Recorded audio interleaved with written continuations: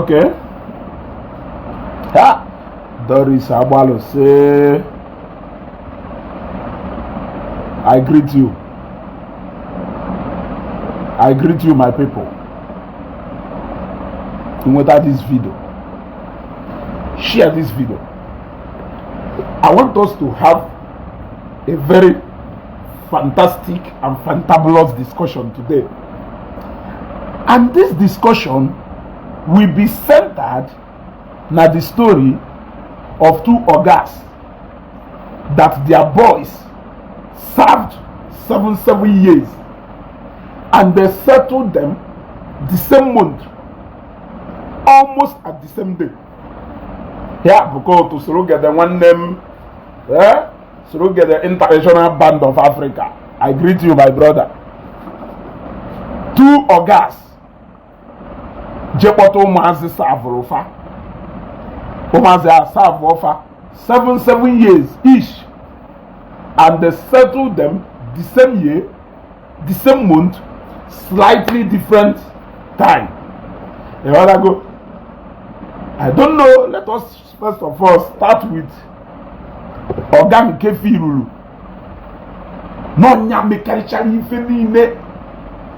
I will give you a brief history or background check of this particular Oga that I am talking about. This particular Oga that I am talking about, commodities of oil are mainly our ignorant and the blind people not on Facebook, or how commodities of oil in Africa. He uses their brain anyhow and they manipulate it, trade on their ignorance for financial gain and whatever you can call it. He makes noise. He's a noise maker. Okuru miring mpoto, onyo ma mere mpoto, odinela na mpoto, ogoro crayfish nye mmadu mpoto, omalofi rice nye mmadu mpoto. This particular organ na gbaru is a noise maker and can never put up any show just for nothing. In other words, he settled this guy with a lot of money back. Now let me tell you a background story again about this guy here. According to him, Ogbala, picked this guy 7 years ago from whichever family Menga to come and serve a foundation, to come and serve an NGO, to come and serve Igbo. We were not in agreement when he picked this guy up. We were not part of where he had a discussion with the families. I am not this guy. We were not there to know what this guy did for him throughout the years and of existence of the said foundation. We never know about this boy. We never encountered this boy. We don't even know about this guy until the day we decided to settle the guy. Parents decide to turn him into a tool or a Jew na account the buy where an the buy go. Now let me play a video for you. You know that go? Let me play a video for you so that you will hear the story of this first Oga who settled his boy after serving him. Forget about the story of not serving Igbo. That is a nonsense story, Ebuka from nowhere, just to get you into putting money. Now, just when people was about to start donating money, he still put an NGO account. In fact, because of the sensitivity of this matter, let me do this program the way I want to run it. I will play the second video for you, but let me, for the purpose of everything I want to say, let me not play this first video. I will play the second one because it is assumed that everybody knows this first order, and that is Matias. Matias is settled. Now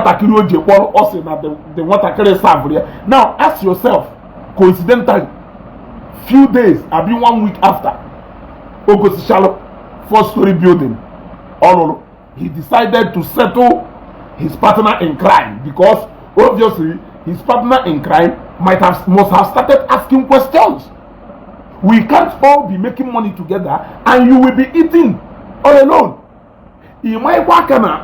will 1 million naira, yet this guy. Obiaka hokwayo ni nyere 1 million naira. You will look account to tikwa. Can the money to get that money back? You can never put money where it will not return back to you. I am asking you a question. You can never put money where it cannot return back to you. Before I continue saying anything further about you, let me show people about a man whose boy served him 7 good years. The same years he watakere wolundoye na to draft so na alunu ndi Igbo when we ndi Igbo did not employ anybody. Atahomi Ijowa say na Matias say no settle the boy who served ndi Igbo. Ijowa joy when, how, where did this boy serve us? How did this guy serve us? Where did this boy serve us? It is a question. The guy he follow, they will use Oye for a whole 7 good years. Will he reach your way? Locha Shafo Dekin, Jose keep pay off. Oh, we want 1 million naira. Go be Kaluwopota. Near this guy, in order to make it official, he put it on Facebook. Kebia kwa wolu intelligence ya iwebu kumo koko ndị na awowu ndị ji ụbụrụ ha were agwa abacha mmiri na ata ka ha wee tụkọnyekwa ego na NGO account ka ikpokọrọkwa wee na akpa. You give with akanni, you will aka ikpokọrọkwa ya wekwa na akpa. This is the story of a good oga. Let me play the story of a good and a fantastic and wonderful oga whose boy served diligently for 7 years. And after serving him for 7 years, the oga decided to do what? To settle the boy, because now the boy melofuma. Let us show you the story of that boy, so that you will know na noise enwere ife eji mkpọtụ eme. Ịghọtago onye nyere mkpọtụ too much onye a nwere skeleton ndụ na o nwere ife ọ na-eso. Gee ntị. Junior bịa. As you can see, he's here. He's a good guy. Doesn't deal with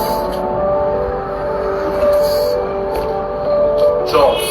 He will even go extra mile to make sure that the company.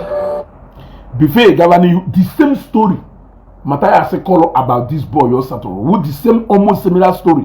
This guy, this man here call about one boy here. Negente satisfies customers to their needs.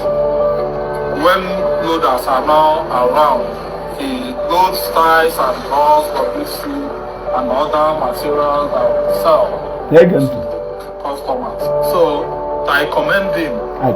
In a special way. As he here and some other people, like 3 other people came and now stayed. Shetabona, this man was saying that this guy here. 3 other people, bia no chap what the guy can no what. Matias na that guy no go there. Now the guy now roll to the point that they have been through a lot. No one but the guy here apucha or yabata or what na this guy no go here about how many people bia poor na hanu. You got to go. Negante. Normal year settled them. Yes. Still, he didn't relent in what Omelope Hannah. On actually, he may feature, he clean and all that. There is a shop, he may have any notice. The loaders are not, like I said before, the load. So, there is one mother. But he had no water. He's the man, no mother. I just went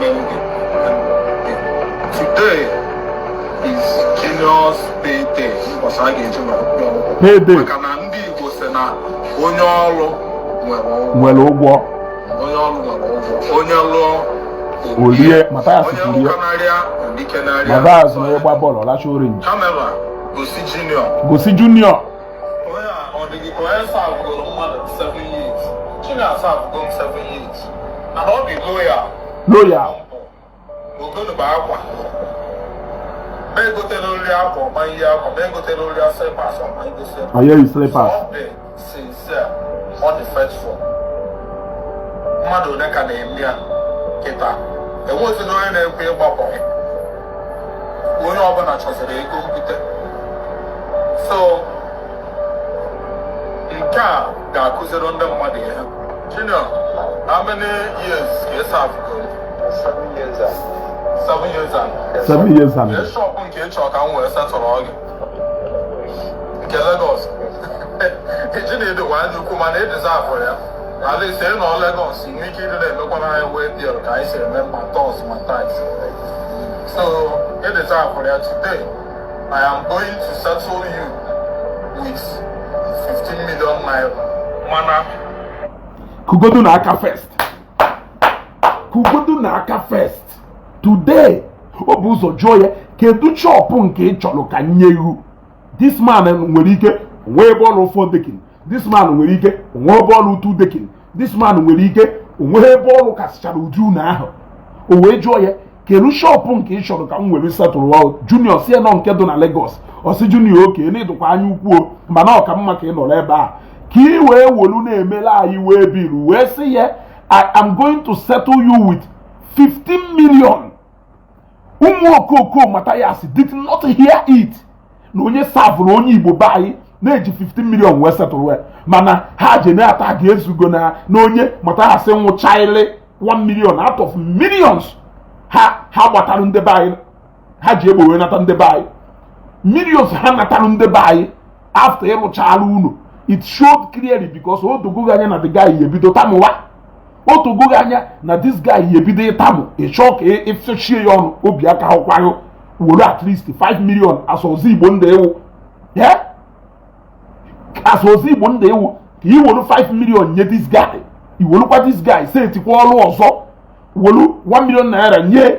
Will look at account number nde foundation muti kwa kande mmadu we kpoko nyokwara again. Ka ịma ikpe aka na ịhọchara nwa obere ego nye the guy werukwa nke ọzọ tikwa na foundation nwo why ihe eji wee tizi account that guy ebe ọ that guy ka ịchọrọ settle let all those people send that guy that money nke a bụrụ nke ị na-edo onye ọrịa ka asị na o nwere ike esend ego iwere ego na etiticha onye a iwerukwa ego chekwa triti onye ọzọ na nke a bụrụ settlement ị chọrọ inye mmadụ meaning na atụtago that guy 50 million no nya nwe kedu ihe ji wee were akaụntụ nwatakịrị setụrụ ti ego na ndị mmadụ nyere ya were jebe this one is not even supposed to be accounted for ya were ejebe it is his money then 15 million for 7 years 1 million for 7 years onye nke niile emekwa nkwụgharị olu ọ na-akwụgharị according to him na-ege ntị 15 million naira mana ihe na-agwa gị bụ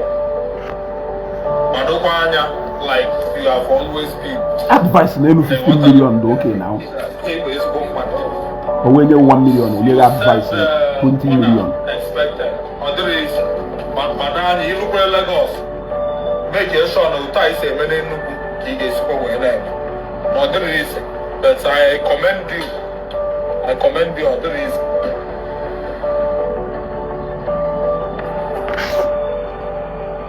Can you check?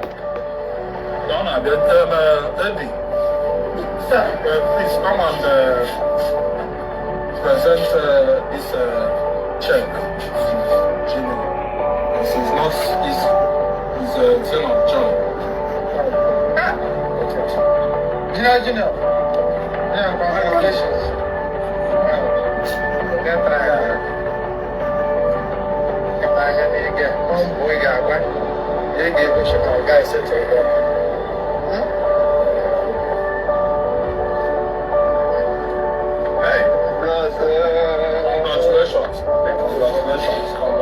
He's well.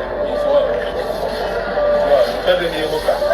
Just you come one over. One of them. A better organic, a better man, a better career. I am a woman and me. Manager. Yeah. Because he have a junior. I'm a man, ihe mere junior tata a ga-emekwara gị because ị gara asị ka mbọsị nke gị ga so I commend each and every one of you they make at this business. If I will put these two videos together in one piece where I will not say something much.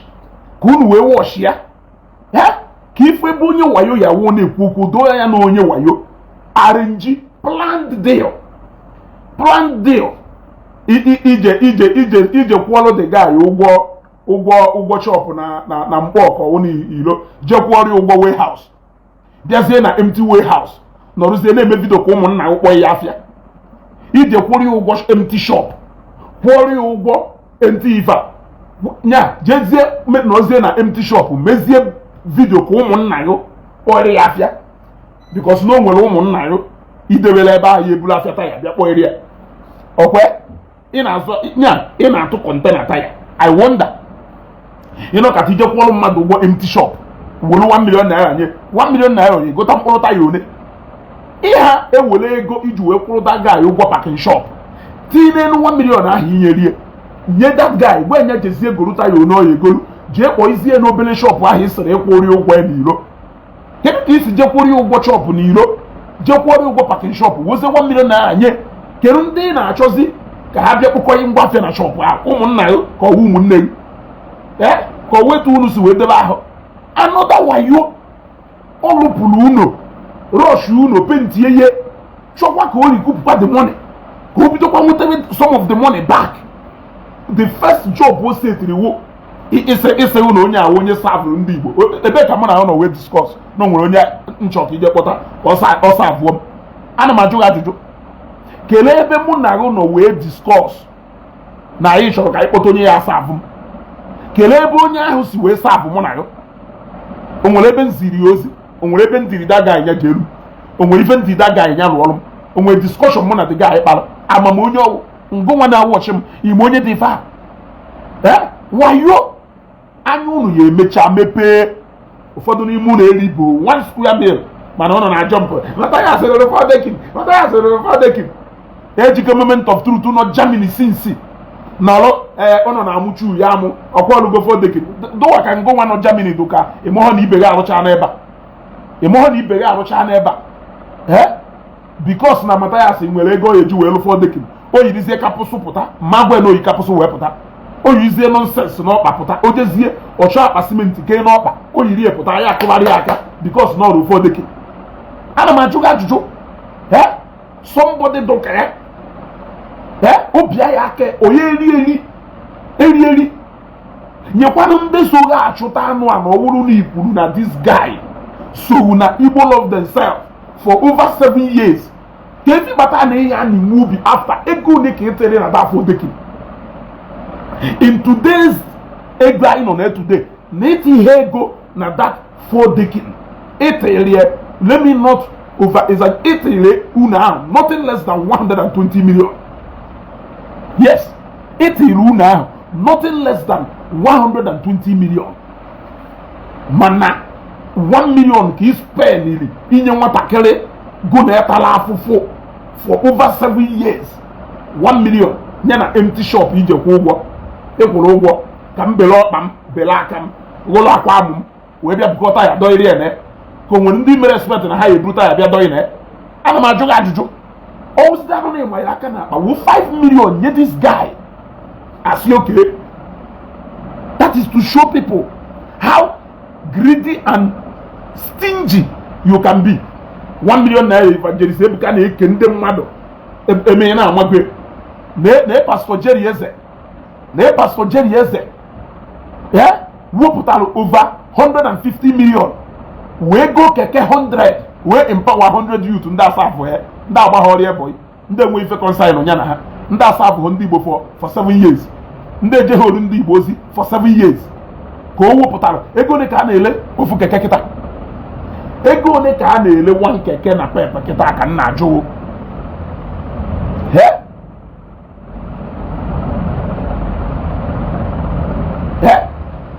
ego ole ka a na-ele 1 keke Pastor Jerry Eze ndị ina enele anya na go na ha na-eme competition no nwere ife fa na-eme na ngụ wozi Igbo ndụ Pastor Jerry eze wu onye Igbo ozi Igbo ndụ na 1 million iji wee setụrụ nwatakịrị serve for 7 years na onye ji 15 million wee setụrụ nwatakịrị serve for 7 years go na onye wozi Igbo ndụ ngụnwa woje 1 million na onye serve for 7 years and Pastor Jerry eze spend over 150 million wee empower 100 youth asaf ndị Igbo asaf nyanwa enweghị ife ha jerie ikekwe ọma onye ha go na ye onye ka wụ ozi Igbo ndụ. I am asking you, Evangelist Ebuka Obi na-eke 1 million $500, 2 million 3 million 500,000 400,000 as if no na-eke 1,000 naira go na ye onye wozi Igbo ndụ. Nwa gota ifia wepụtara over 200 million wee mee empowerment na 3rd of January go na ye onye wozi Igbo ndụ. Oke afa na-egbu nwa nkịta wolu ha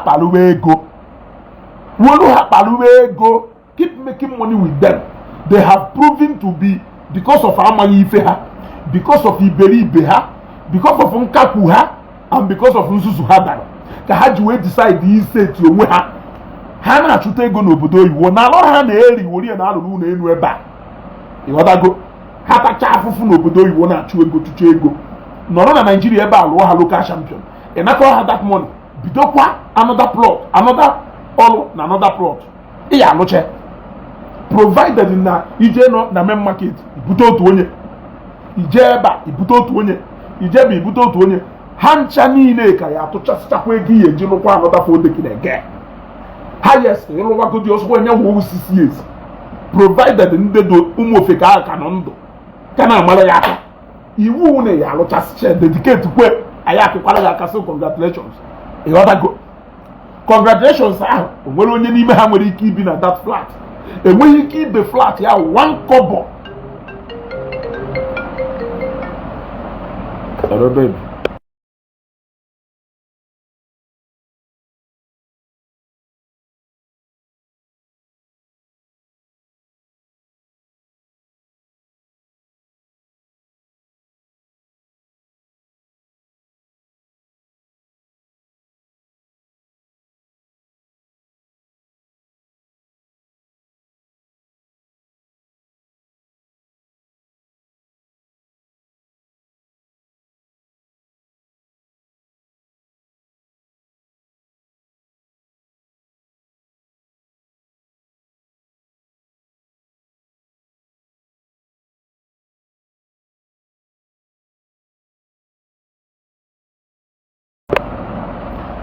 ịghọtago ngwa analyze these two people ebe ndị otu Matias dewere ahụ na ha amụ ife ụna ọ ka alụ ụnụ mma na ụnụ tagidewere na this nonsense this man na-eme tagidewe na ka m fụdewe ya na-egwukwa n'ụnụ wayo n'anya ọcha ka m ghara ịda akụziri ụnụ ntụ o si egwu ụnụ wayo because we are critical thinkers. Yeah? We are critical thinkers. If you tag us na nonsense, we will come on board and we will analyze it and show people the reality of what is on the ground. Yes, nwatakịrị ije kwọrọ serve for 7 good years. At the end of the day, you want to settle him bịa na camera wepụta 1 million say na akwụ 50,000 every month. How wicked can you be? How wicked can you be? Nwatakịrị so na ndị na-eji achịkọta ego iyi na-eri. Ụmụazị iji agwọ ọgwụ ego. Ụmụazị iji agwọ ọgwụ ego. Ụmụazị idewelu wuru ha na-agwọ ọgwụ ego. Nyaka after 7 years of enriching you, after 7 years of making you to have money to be rich, you decided to give that guy 1 million. It's not even for your pocket, because not even for your pocket. I dare you, onyaka iji wee jepụta cash. Ị ka na ebe a transfer, because ị nọ ebe a transfer, you go see I sleep. I have account, or if okpuru ọra na-eme, ị have okpuru ọra unu na-eji amago. Okpuru ọra gba transfer, ọ nọrọ na screen ebe a. Ọsọkwa nya ugodu na camouflage. Ọ ya nọ na screen ebe a. Gosi gị sleep, ifu na okpuru ọra si na account ya wee gbe. Ị agba transfer, gosi ya ihe ka ifu. Stingy man, greedy man. Ọ ife iwu 1 million nya ka iji wee bịa na social media ide nya anyị nsogbu. ana attack him anywhere. Na Matias nyeru nwa ọrụ ya serve there for 7 years. 1 million naira ụfọdụ na-agba na committee of friends. Ụfọdụ na-ewelu dash ya mmadụ na-abịa kọrọ gị akụkọ. Nyakwa ka ihe etikwa na social media ka mbịakwafụ na Matias merie ka o wee wụrụ ndị na-azụ ọzọ Igbo ndụ etu a ka ha si azụ ọzọ Igbo ndụ. Ịmakwa ife mmadụ megidolu ewee tụọ ọzọ Igbo ndụ. Makwa na ọhọdụ ọzọ ụmụ nkakwụ kindred ndụ, ọzọ ụmụ ebulu kindred ndụ, ọzọ ụmụ Okafọ family ndụ, ọzọ ụmụ Ezak family ndụ, nọ ọzọ Igbo ndụ. Ndị Igbo nke a nso wee wụrụ makwana m onye Igbo, makwana ezugbo onye Igbo, makwana ezugbo onye Igbo na mahụ onye Hausa. So 15 million and 1 million, which one is better? And the n'ime 1 million annual. Ọ bụkwara na this guy every day ha nọ Enugu no more any local government ya abata jụọ ese ha aghara ịma ndị Nnewi North. Ana m ajụ unu ka elu footprint Matias do na Nnewi North. I want to know anybody nọ na Nnewi North gwa m footprint Matias nọ na Nnewi North. I want to know. In fact, I want to ask about Nnewi North, Nnewi South, Ekwusigo, Ihiala. I want to ask about these 4 local governments in Mkpolo. Let somebody show me the impact of Matias in these 4 local governments.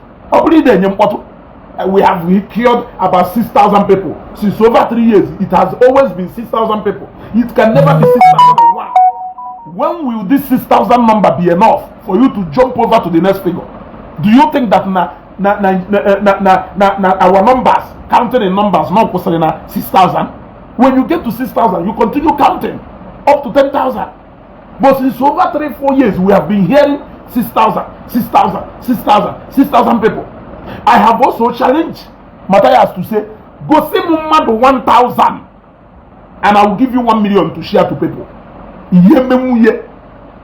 see Muhammad 1,000. You cannot show me Muhammad 1,000. Let me put another challenge to you. It may be a free hospital. And on a normal, a free hospital now operating as a free hospital. When you can do anywhere in Anambra State today, every month, it will not anything do less than 1,000 patients. The man of mother be on that hospital. Free hospital. With the mother. But I can tell you something. This young man who even the same on a mayor in such a way that na Ochi me public show. A half Ochi go say onye mo eba mo nwa owuro ofukpuru onye ya no na ward ni na. Ugboro ne ko go sit down na free hospital ah bed ni ne do na occupied. Free hospital, you must free hospital. Ije nke a na-akwụ ụgwọ na mmadụ eju, ụfọdụ bed eju.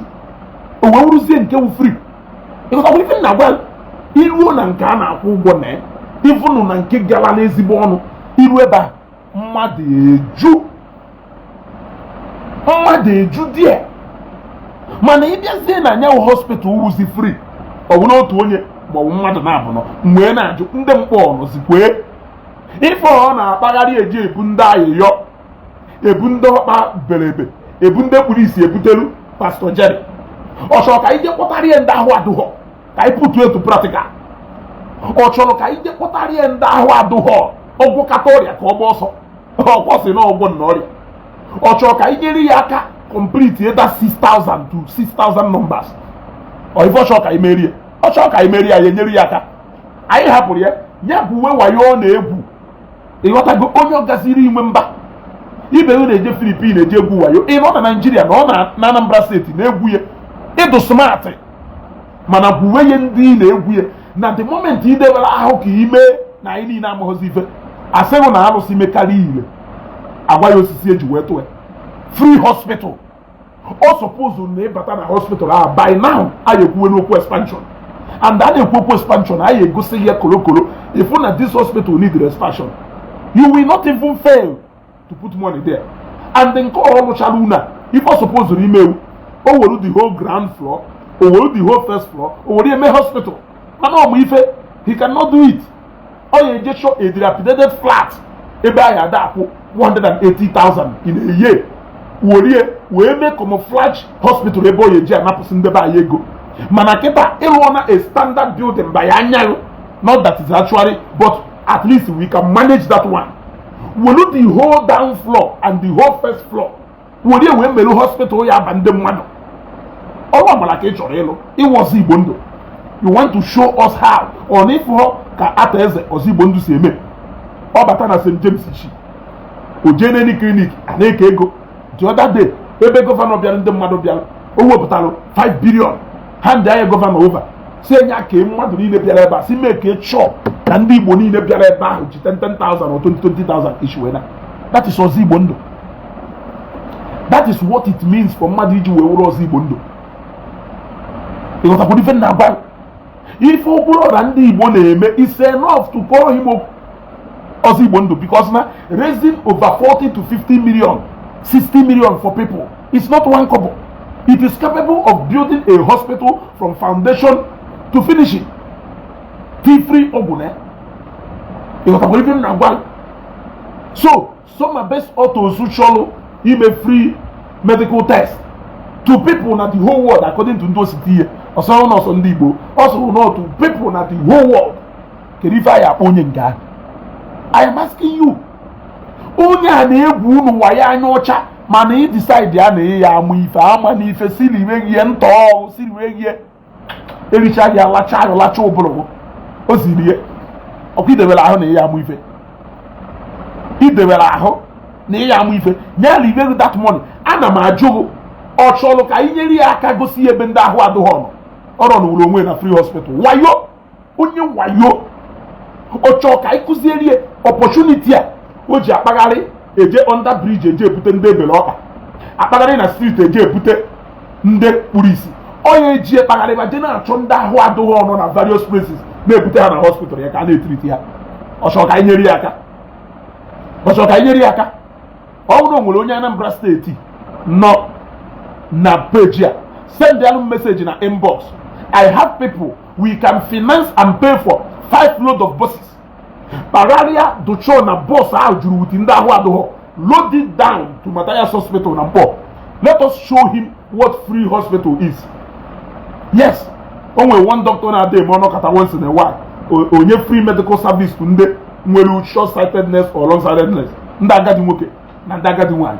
Obosi oji eme ibi ebe atụ okwute. Okoni si ndị mmadụ. O wee gosi na ife a na-eme ebe a do real. You can't tell me na if I ndị mmadụ na complain of enweghị ego a eji wee na treatment na teaching hospital and so many hospitals ka ndị mmadụ ya ama na o nwere a free hospital do function na anywhere na Anambra ọsọkwa nyado n'ọnwa ndị mmadụ ya ga n'ọnwa ebe ahụ for that treatment ha jere na wayo na ọnụ ka egwu nwunye ya ọnụ chọrọ ka a na-egwu nwunye ya because na ọnụ na Jizọs na-azụ ana ọnụ na Jizọs na-azụ ana ụmụnne ụnụ na Jizọs na-azụ line na business ọnya ka ihe eju wee harụ ntutu tasị damie ofu local man maka na ọ wụrụ na o debere onwe ka international scam ayasị oke na nke ahụ a local man na-eyi akpụkpọ enweghị direction nwere ike ịpụta gbaa kamera ụfọdụ n'ime ụlọ na-akụrụ ya aka ewuru na 3 million 4 million 5 million setụrụ ọnwa boy ọ pụtakwa gbaa kamera na ọ chọrọ iji 1 million wee setụrụ onye ọsị na ọsọ abụrụ ndị Igbo niile meanwhile ụnụ amaghị ụbọchị eji ekpọta onye asa abụrụ ndị Igbo ụnụ afụbụghị onye a anywhere ebe ọ na-edischarge dutizie ọnya na-akọwaziri ụnụ nya na-akọwara ụnụ etu the guy si wee savụọ na ndị Igbo etu the guy si wee mee onwere nke ịfụlụ ịfụdana this guy anywhere. Have you ever seen this guy anywhere?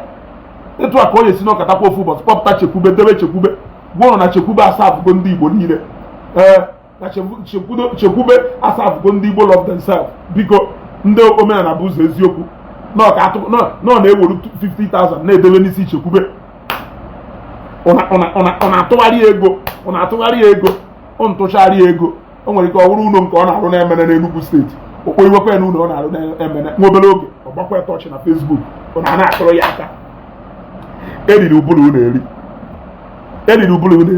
ọgọ niile Matias nwere ike ime in 1 year. Ofu onye Igbo na-apụta mee ya in 1 day. What is that? Ọgọ niile, in fact ọgọ niile Matias mee n'alụ in 2 years or 3 years. Uche Chukwueze merie in 1 day. bayike 100 keke to 100 youth oluzie ijepia ego na ele ofu keke na your neighborhood eta isi aye in 200 mana Matias afuda na ego anya cash mana Matias afuda na ego anya cash because let me tell you something that you don't know. Mmadụ nwere ike ịlụchasịcha duplex valued at 60 million mana ọ fụbụ 60 million cash. Are you not aware? Mmadụ nwere ike ịlụchasịcha duplex or lụchasịcha building valued at 100 million mana ọ fụbụ 100 million naira anya cash. In fact, ọ hada control 100 million. Come on, now the good part of one of you will if I gizie na set you nwere. Mana business onye a na-eme nwere ike ọwọ tụrụ 50 no na-azụpụta na-atị n'alụ ọ na-azụpụta na-atị n'alụ ọ na-anapụta ụnụ na-atị n'alụ na-anapụta ụnụ na-atị n'alụ mana ego ahụ o ji wee n'ụlọ ahụ ego ahụ o ji eme biznes ego ahụ o ji egwuchata ụnụ niile na wayo mmadụ na-achịpụta ya etu a n'ala Igbo were eme empowerment ọ na-anọrụ ọ na-azụ ọzọ Igbo ndụ mụkụ nọọ ife ifele ka ọwụ na onye dụka Matias ya pụta ndị mmadụ a na-etunye ọzọ Igbo ndụ Igbo nke Anambra steeti ya nọ na-eso wee wuru onye Igbo ọ sị na ngụnwa bụ onye Enugu filu na Matias sọpoziri ewu ọzọ Igbo ndụ n'Enugu bụ ngụma ọ bụrụ na ngụnwa bụ Ebonyi steeti na imechasị anya fife ndị Ebonyi steeti ji eje fife ụmụazị Ebonyi steeti na-emerụ ndị befa ọwụ n'iwu onye Abia steeti fife ụmụnne ụlọ ndị Abia na anyị obi emerụ ụmụnne ụlọ iwe nenecha ha iwe si nọ nke Matias na-eme karịrị n'ọnya sọpoziri ewu ọzọ Igbo ndụ ịmanị dị ike nene ya akwụkwọ ha mụ mana akọrọ ya aka because they want to use him as a tool. They are simply using him as a tool. It's not as if na farmer no nwere ife ọ na-eme ọ bụrụ na unu ya ekwe ka anyị lụse ndị dị interested ka anyị lụse send them message ka ngwa unu ka anyị esi wee lụse anyị rent ya 5 Homer buses anyị agbaghị ndị nke anyị esi anyị akpaghalị ya ama ọkwa ntu esi wee mee announcement na ịmalụ na ahụ adụghọ amin na ịmalụ na niile agwọ nsi ọ na-iwu nwa dibịa ọ na-iwu eze nwaanyị si n'obodo etu a ka anyị esi wee mee announcement let us do it na anyị meghe na Ekwulọbịa anyị emeghe na Nnewi anyị emeghe na Ọnịsha anyị emeghe na Obosi Mkpọ area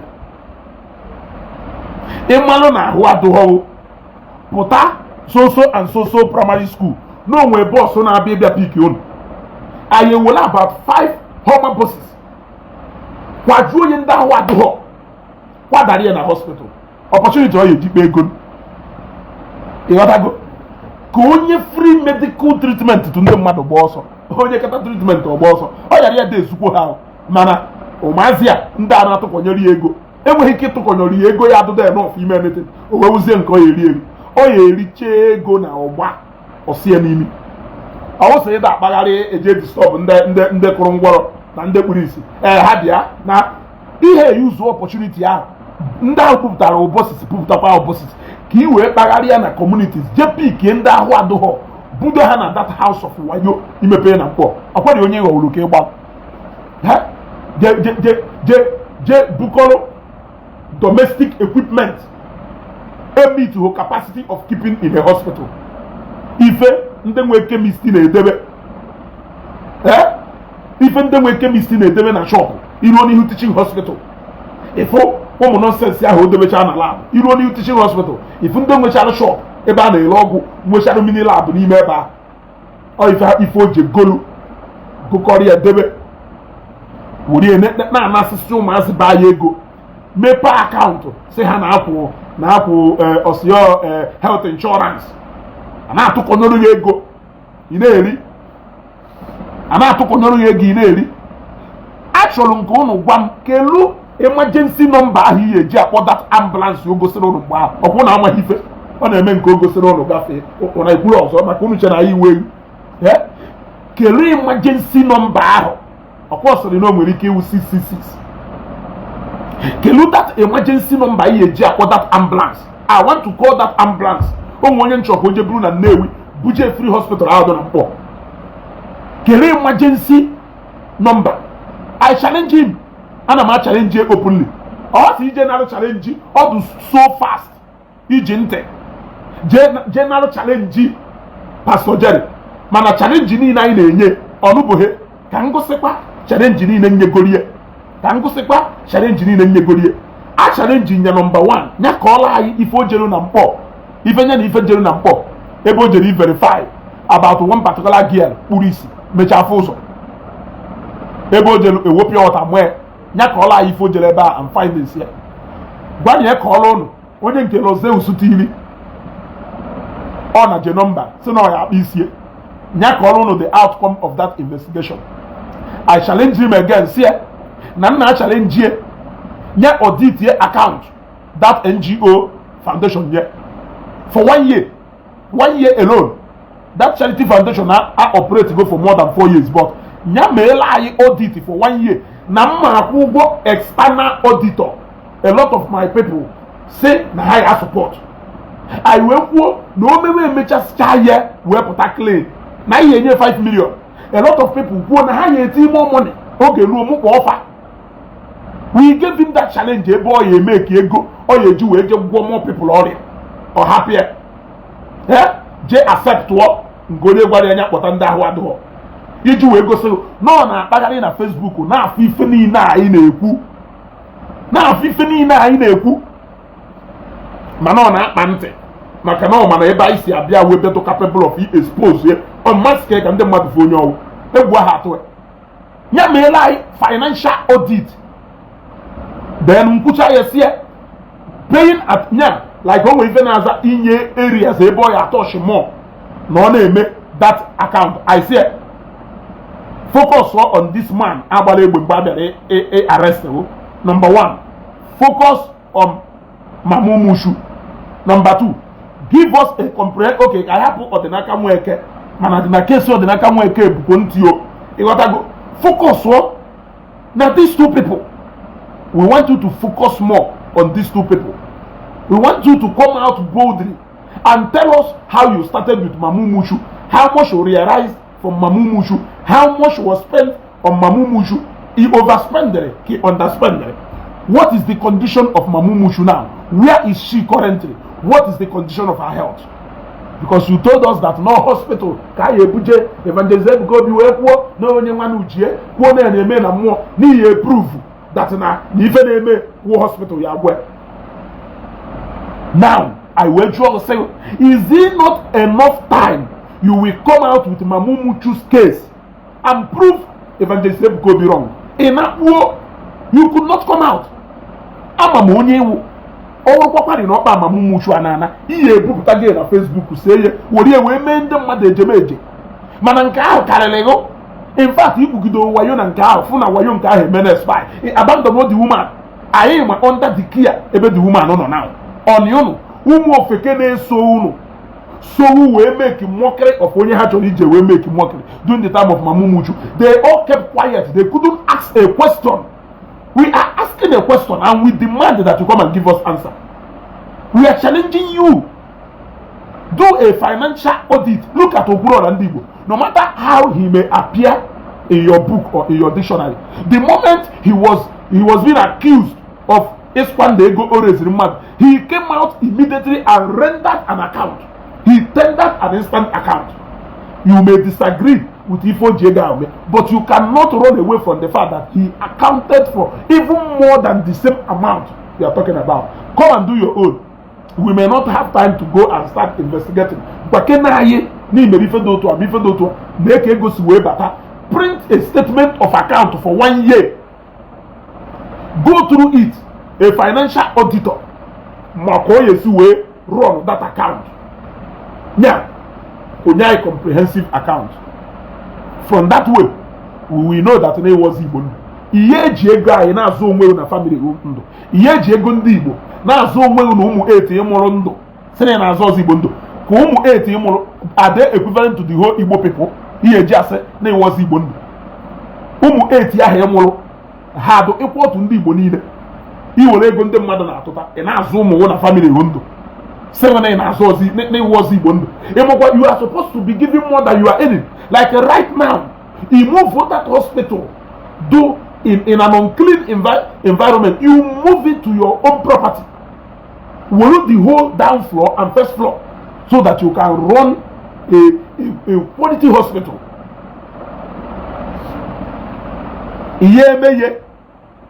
Because a short of mad jet tamper with a bay and not rent. Manager and Camirina go was name leaking by a window. Leak ebony, uno shit. Uno, no to a Canadian to go and more the bellow ham will side them for ham house in all they exist. None the lawyer. No, now for the day relations, that's an alleguno lady. Or for the Umuna areas are Uno will give you 600,000 a year. Mana Umuna can have 120, 130,000 in a year. A man who now, because of Wayo, and I know they better establish the Wayo. And they better establish the Wayo. Wayo will jump something. He said to all jump. I roll jump was all away for your side. We have challenged you multiple times.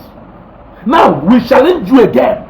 We say, instead of going to challenge or accept the challenge of Pastor Jerry, we challenge you to accept our own challenge to help you to get the real sick people. We want to get the real sick people to your hospital. Or for free hospital, okay, on this part, I have decided to work together with Indome and Abu Zezoku. Yes. I have decided instead to go Onyelolo with you for 6 years. Abi, Guano Matias, na Munga ways to get decide to go. Na Malolo Yolo for another 6 years under that same NGO without paying me. Maybe motor mapota, Mada wife well, now why the AC as Oga, or ya that done on also.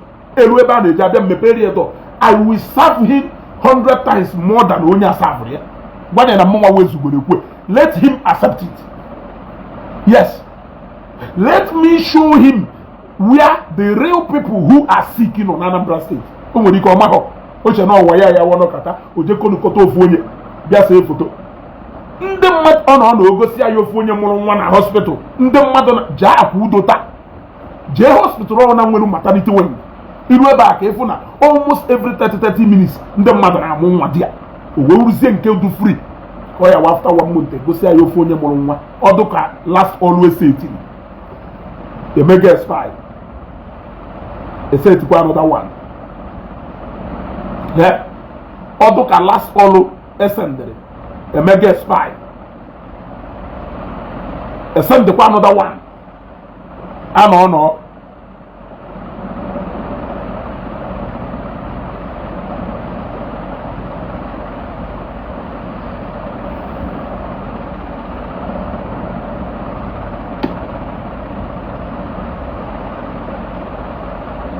In what I go? Can you go see where the real sick people are in Anambra State? Or how you can do wayo? Yeji aye siri nyaja. Ima ebe ndekrepu niile no na Anambra State no. Ima ebe nde niile kpuru isi no na Anambra State no. Mana ima ebe nda ahụ adọghọ no. Imokona na amụ nwa na any maternity hospital almost every 20-30 minutes mmadụ amụ nwa. Almost every 20-30 minutes mmadụ amụ nwa. Mana hospital Matias na awụ every 1 month or 2 months of onye amụ nwa. Every 1 month or 2 months announce ọrụ no onye mụrụ nwa. Na nke a na-amụ nwa free. Ịma na suppose na by now no ụmụazị deliver go na that hospital I suppose to carry 100. Ịma na ife na-ekwu eziokwu. Na nke so ma best emepebubo ụbọchị a ọpụ na na-akwụ ụgwọ mmadụ amụgo nwa ebe ahụ amụọ. Nke a na-akwụ ụgwọ na o wee wuruzie nke free. Come. Let us go around our communities and get ụmụnwaanyị na-eje antenatal. You ought to go and get ụmụnwaanyị ka na-eje antenatal. Ụmụnwaanyị ịmụ nwa ha luwe n'alụ. Anyị akpagharị ya instead of onye jecha hospital ọ nọrọ ebe a chewe mgbe ndị ọrụ amala ya eji wee bịa. My birthday na-abịakwakwa na 15th of May. In 2 months time, right? I am on a march, April, May. In exactly every 2 months. I will go again on a hospital visit. This time, I am going to use my camera. The last time, God bear me witness, I told you, Joe, I don't want to cover anything on camera. But this time around, I will use my camera. Let me show you the number of people who are on standby waiting for people who will come and pay their medical bills. Here you have a free hospital in Anambra State. The same not supposed to na ya da bakade na azo ya azo. Imekoni go to na free hospital no 100 slots you need every month. Every month iye enwe more than 1,000 slots. Nguzi ye eji aka na eshia ya. Nguzi ye eji aka na eshia ya. Wayo wayanyo chaka na egwu nde bayi. Nini ife awu flat ebe akushikodolu no ebe ahụ seti ọrụ ọdụ ka ya sị na ọrụ alụrụ alụ amalụ ma announce ọnụ nwere onye mụrụ nwa akpagharịba odi ndị otu ya ha akwụgharịba hapụ nwaanyị dị ime si etu aga asị nne ime ọnwa one ka ebu because iche ime mmadụ free delivery onye ahụ ya da abịa antenatal ebe ahụ ana m ekwutekwe onye ahụ ya da abịa antenatal na that hospital ụna amalụ medical history onye ahụ before na-enwe nwe ike nyere ya ka wee deliver nwa dị owolu ị na-eteki risk of ị na-akpagharị fụ nwata nwaanyị ime efọrọ 1 week ka ọ mụọ nwa ịkpọrọ ya ka iwe bịa were ya wee seti ọrụ na hospital. Anyị makwa n'ife niile ahụ anyị ma ife niile ahụ. Let us bring ụmụ nwaanyị dị ime 3 months 4 months ha na-abịa free antenatal ha ya abịagido free antenatal wee ruo mgbe ha ya amụ nwa ha mụọ nwa na-egosi anyị ndị bịara antenatal ama n'ihe ịya achọkịta ka iskwizie nke a mana anyị na-ekwu anyị alike ka ị na-ege ntị. We want you to show us antenatal about 10 women or 15 or 20 women na-abịa antenatal hapụzie maka mgbe ha mụrụ nwa maka na ha 20 anyị amụ nwa ofu mmụ mana igosi anyị ebe mmadụ 20 or mmadụ 30 bịara antenatal na-egosi anyị ịnọ igosikwa anyị because ichi igosi anyị ọzọ the number here increase go from 20 to 25 or ya that short. Yes, ịchọkwa igosi anyị ada amụ nwa more people are not na-emakwa ife free hospital ebe a na-amụ nwa nke ebe a na-amụ nwa nke ebe a na-amụ nwa free hospital free antenatal ka onye ojecha antenatal na hospital ọzọ onye ahụ gwara na ọkpọ qualify nurse na ọ ya bịa mee nwa n'ụlọ. Ana m ajụ ajụjụ. I am asking you a question. Nwata nwaanyị ahụ na-eme ije kpọta ya n'ilo na ọfọrọ 1 week ka ọ mụọ nwa or 2 days ka ọ mụọ nwa ọ bịa na hospital mụọ nwa agbalụghị na ọ kpọta experience nurse ma ọ na mma ya mụrụ ya amụ aya na nwa n'ụlọ anaghị anakwa ụfọdụ nwa na moto ụfọdụ ọ naghị ejekwa hospital ije mụ nwa pụọ n'ụzọ mụọ nwa na moto. Nwekwara idea. We are challenging you. Come and accept this challenge. Hapụ ife niile ị na-eje eme maga onwekwa ofu pastọ kwugharịala ọnụ kịta ịnụ ya sharp n'elu ka isi wee nụ preaching no pastor Jerry. Does it mean na nke niile anyị na-ekwu ndị mmadụ na-echi ya na ịda afụ ya ị na-ajọ mpụ ya because na ịma na anyị wu critical thinkers capable of outsmarting you and sending you to where you belong. That is why you are avoiding us. Ineze mụ na ije ụwa na-eze seti anyị ndị otu anyị ebudo ọnụ ha ndị otu anyị ị na-eze anyị ka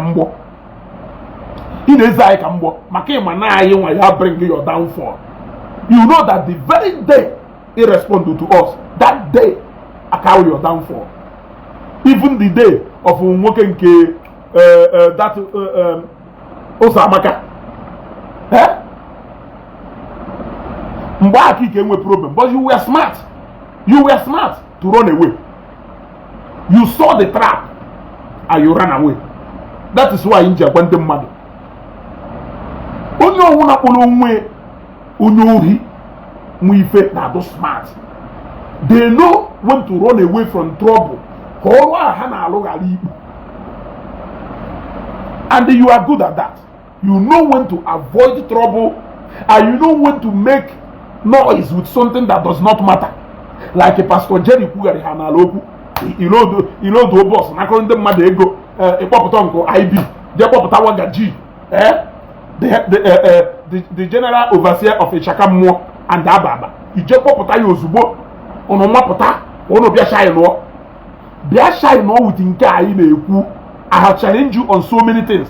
Come out and even start with one. ọnwụ na ụnụ anụghị ife m kwuru akaụntụ kwanụ gị again.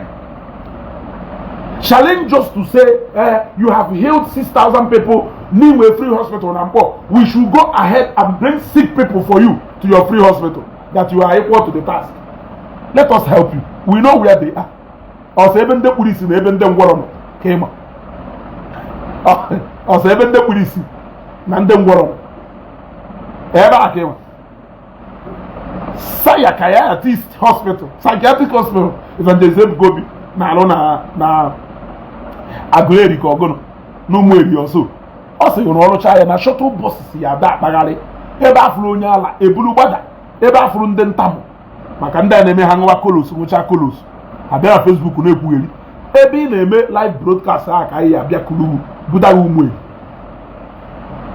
ebe ị na-eme live broadcast ya with Igbo na kolos ahụ ị ṅụrụ ka anyị abịa buru budaghị ụmụ eri. Yes, Buddha Umwe. That is how to locate the real people. Those pastors in Eku, people with real problems are going to them. They are following them to their churches. Pay free hospital. The real sick people are avoiding you. What is there? How can sick people be avoiding you instead of them rushing to your side? Why are they still avoiding you and still going to the churches and other hospitals? I'm asking you. Ọwụrụ na ịma ka ihe esi wee fụ ndị polisi na ndị fụrụ ngwọrọ. Kedu ife iji hụ mma ebe ya afụ ndị ahụ adọrọ? Ana m ajụ ajụjụ. Can you answer me? Should we help you? Currently kita ama m about ụmụ nwaanyị 32. I took record of them. Ụmụ nwaanyị 32 nwere ike ibulu between echi na nwanne echi butate na hospital we have antenatal and the hand channel be around the four axis he be antenatal ama m ndị ahụ adụghọ bed ju aye butu ute bed ju aye butu ute one bed on ọwụ mkpụrụ bed 4 ka ọ 5 edewere ka e were egwu wayo free hospital ma prefer free hospital ngwa me promo ọwụrụ niile ele wine mee promo na wine ahụ kwuo na nya wụrụ price afịa ndị mmadụ mma na the true value of afịa wife doka 50,000 tinye 30,000 ka ịma na ndị mmadụ nwere ego bayi even ofu onye na-ebowe ya bịa goghie agbaghị na onye a ewepụta n'ita ịya asị na asị mee promo nya Black Friday efo o wee wuruzie free site ndị mmadụ na-eze nka kịtịkpa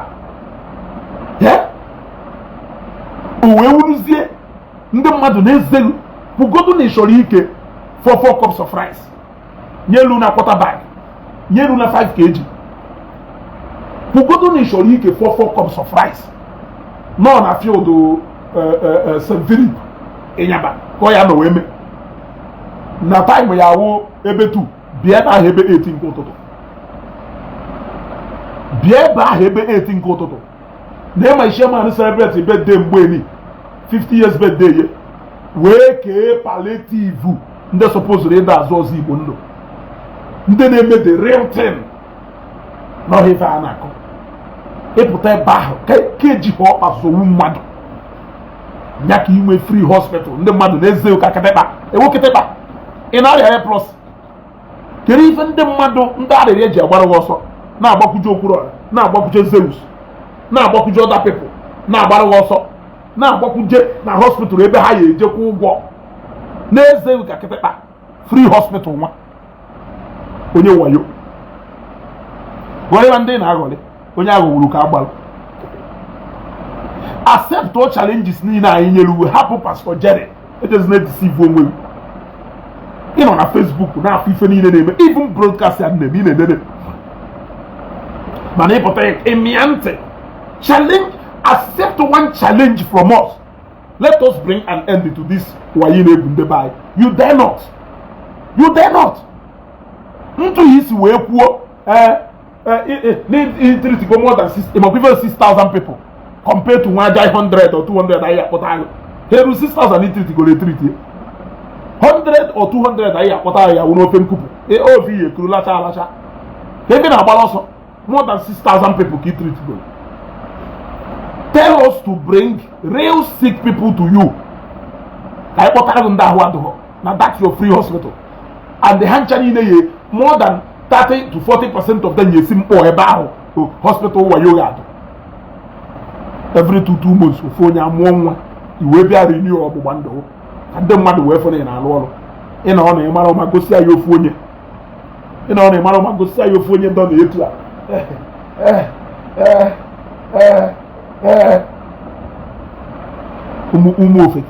Oye low 19 hours or 23 hours out of 24 hours or well.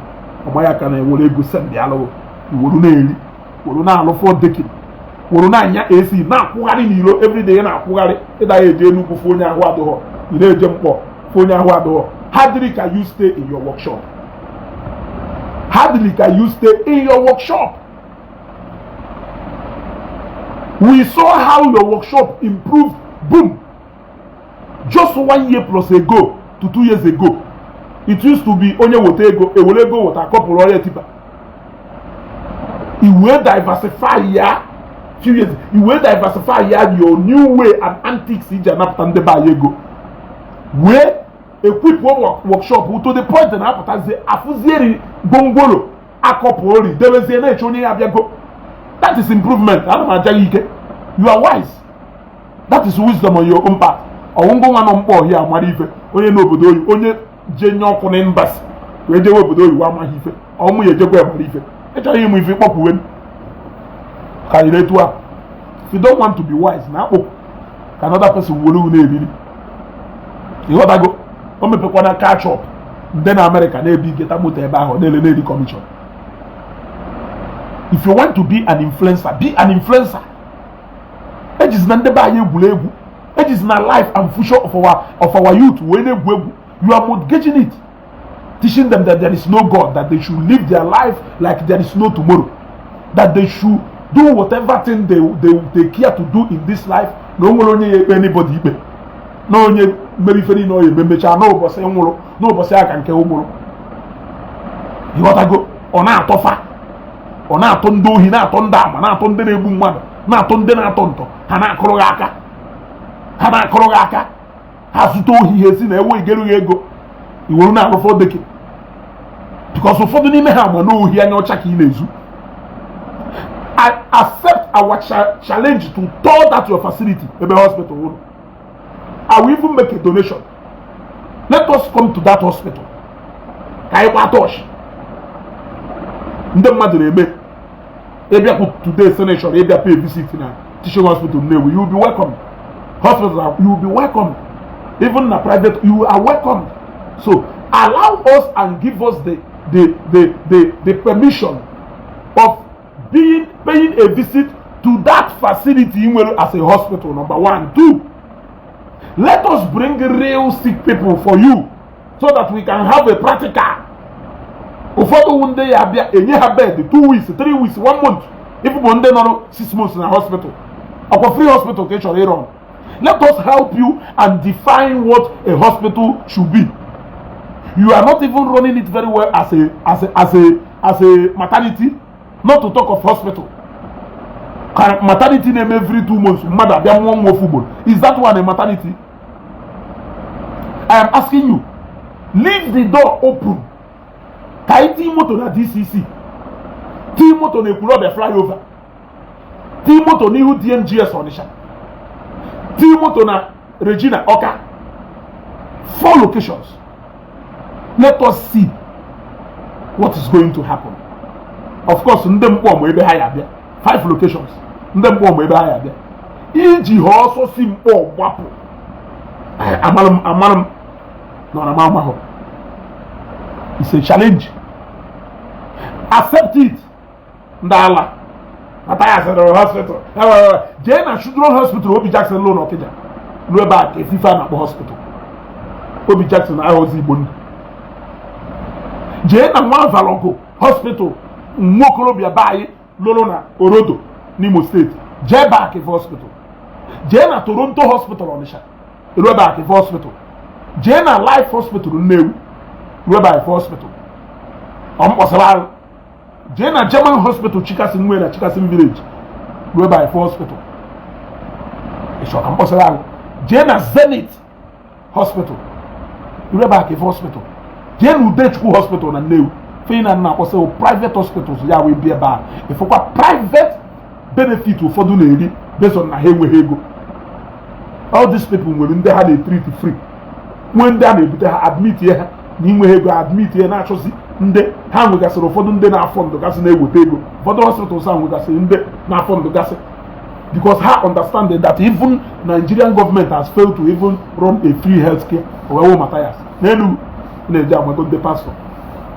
Even Nigerian government has failed to run a free healthcare owewo ngụnwa owewo onye wayo doka izuru dana nke zuru go owewo nke ejinye free hospital free eva. We challenge you to give us a file, a verified file of all the people who are going free treatment at this your hospital with their phone numbers. We challenge you to do that. Transparency International. Do that. From the day he declared that hospital open, we want to see the files of all the people that has visited that hospital and those who are in admission currently. We want to see it. Let us see, because this free hospital, files by now yeju eba files patient ya na eba itinye na trailer on 911 oju maka no free oya kwụ ụgwọ onwere onye ahụ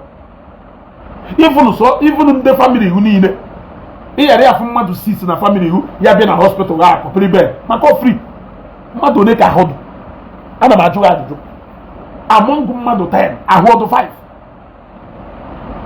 even 5 weni ahụ o nwere onye na-aṅụ paracetamol o nwere onye na-aṅụ ampiclos o nwere onye na-aṅụ ọgwụ ịsa afọ among mmadụ 5 weni fara afọ o nwere onye ahụ ana m ajụ ajụjụ mmadụ ole ka ị ya abata be ha jee na tebụl room ha jee na tebụl palọ jee n'ebe nwanne ya afụ panadol ya afụ paracetamol ya afụ ọgwụ ọsa ọkwọ gas koodu nka mmadụ ole ka ihe eje be ha ya afụ nwa na otu ọgwụ ana m ajụ ajụjụ nya ka ịrụ ọnụrụ free hospital efedo ebe a. We have challenged you.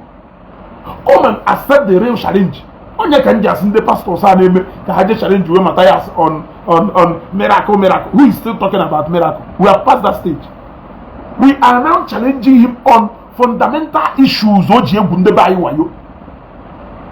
So ka o jezi butecha ndị ngwọrọ jezi butecha ndị ha kpuru isi wee fụ na Pastor Jerry gbafedo ọsọ na Pastor Jerry abịa ọgwụ ha kere ife nye nwa meziri ndị a to show us how effective our healthcare system is. Did he go to drop them? Onyelu ndị kpuru isi aka je wota something ndị kpuru isi ji agụ ife ka ọ kpojere ha to the school of blind people. Ndị dara ngwọrọ n'ime ha ndị enweghị wheelchair obiri ha wheelchair ndị needed artificial leg onyere ha artificial leg. Ana m ajụ ajụjụ ka o jezi butecha nda mara na problem nda do physical and not spiritual. Onwezikworo anything o mere along this line to show those people that Jesus Christ cannot do anything, but to him, Matias, can do these things. Konomaho, no nye police na edive. Omoko no nye police na agagari nwa agagari. Na ha na-eje school. Na ha nwe school of ndị police. O merie any one of them. Omehe. Mana ụmụ okoko ndị otu ya atụkọjọkwa n'arịa ma ego moto. Na ego ife niile na-eje challenge. Okpokoro because ebe ọ nọ. No amount of money is too even small for him. Of opportunity original 200 or another. Of opportunity original 10,000 or another. Manya wuru na ego na abata na account on a daily basis. Okedo ha anaghị ego ana. Anaghị ego ana. Na-ebele ana, na-ebelu business. Wuru na akpala ego. Wuru na ebiri n'ụwa ọma. Wuru na ebiri n'ụwa ọma. Onye do ka edebela ahụ na onwere ego ya anọkata wepụta 50 million mee empowerment. Because he has shown us, he has done everything possible to show us no welego. So if you have shown us no welego, why are you still begging people money to do charity? Has in okuro na enwe ha call accepted. Man has in inwe ha call, has in inwe millionaire, has in inwe billionaire. On our water eze chi meru ndị mmadụ ife, o je solicit way for fun. On our war galanya, chi meru ndị mmadụ ife, o je yoba ego. I'm asking you, how you have proven everything to show us that you are a millionaire. And a multi-millionaire, you can always bring out 20 million on interval. Will you make something? You should not always be asking and begging. Foundation no suppose the foundation here they pool ego na business except free will donors. All the kind of foundation, the late Ifanyoba Foundation, Shidoka Foundation, Obi Jackson Foundation, Sir Emeka Ofo Foundation, Ateze Foundation. Name them. All those foundations in them will go well. If I had a mail hamaya kind business, hey pool will go do we there. Icon on a newi, icon industries na newi. Okonye bune, Okonye bune, woputalo 250 million empowerment scheme for the youth. I'm partnered with the Anglican Diocese of Newi to train 250 of our youth in different skills so that they will be empowered. From his money, from his business.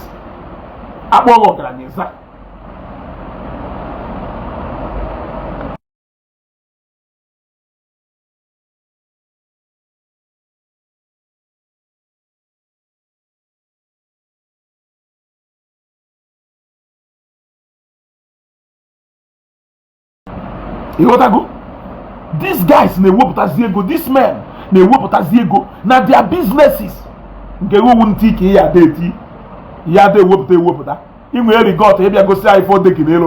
it not a confirmation that you should now be doing your charity from your own money? Because what it shows is that you are a millionaire. And all this nonsense you made all in the name of charity.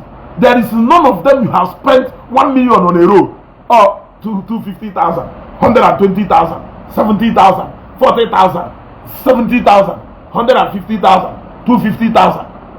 You still do any major,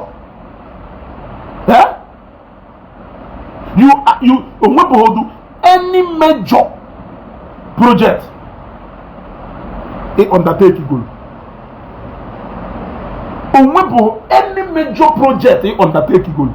Project 400,000 it NGO account a total of 2 million. Yeah, if I had 400. You will have 1,280,000. Wom.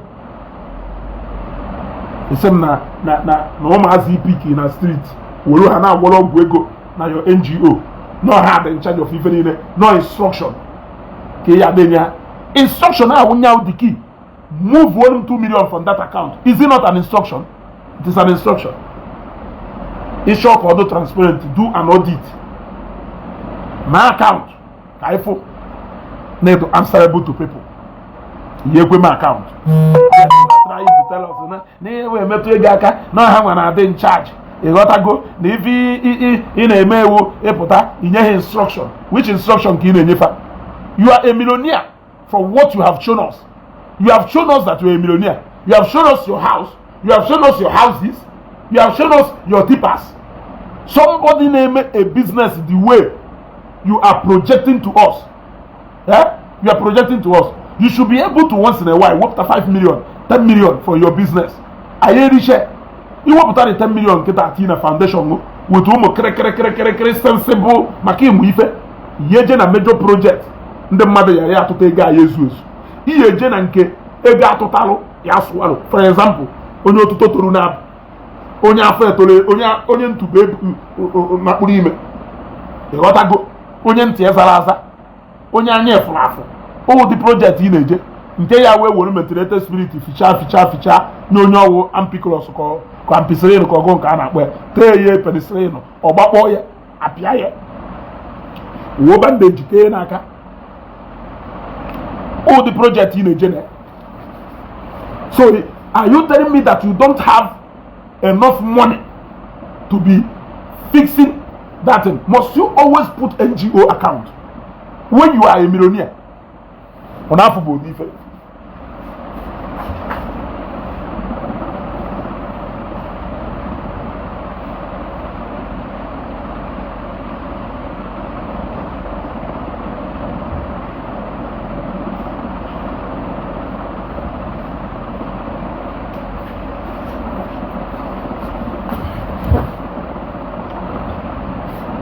Nkiri ofora ọ na-ata amụma n'eziokwu ka na-ekwu A millionaire that cannot put hand in his pocket, go take na NGO as a millionaire. Is he not a beggar? That NGO the more profitable than businesses in Iran. That NGO is more profitable than businesses in Iran. Yes, it is more profitable than businesses in Iran. And on ele, na nnukwu ego n'ele. And now ele ahụ na nnukwu ego. Na 700,000, 600,000, 120,000.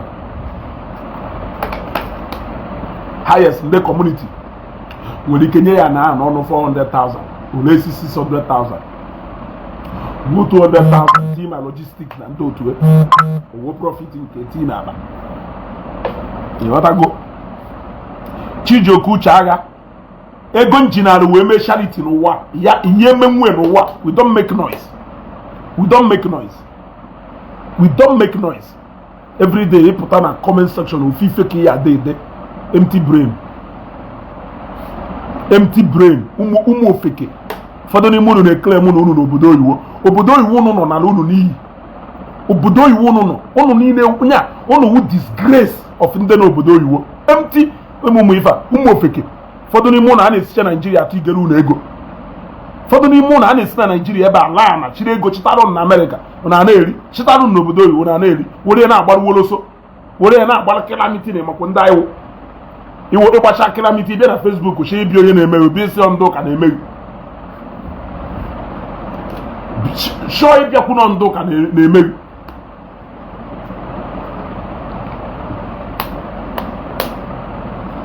Isi ebe a jee n'embasị, jee tacha afọ n'embasị, jewe obodo ọkụ na-enwu n'elu. Luo ebe ahụ, ofu local champion nọ na Nigeria na-egwu ụwa ya, isi na-egbu ife. Chimaobi dị ọla mma. Ango wonyala. Don't let pressure. I beg no let pressure by you. I beg calm down. You owe that I no leba na enene. You owe that I emoko that one kwere no kwe enene meba. Including you. Inene gide data ogu ijekwa gota data ọzọ. Ya? Inene gido kwa data ogu ijekwa gota kwa data ọzọ. Were enene kwa mụ na onye tiri be under pressure. Make you under pressure. You disconnect you onwe na mpụọ. Hapụ onye ala anya kwu eriwe. Mana anwere nke ọkụ na-agbaghị and ife na-agbaghị na-ebe ife na-agbaghị kịta awụ na ọha ebe ihe dị ife idere ọ maka na ife na-akụghị na-aba oge obi sorry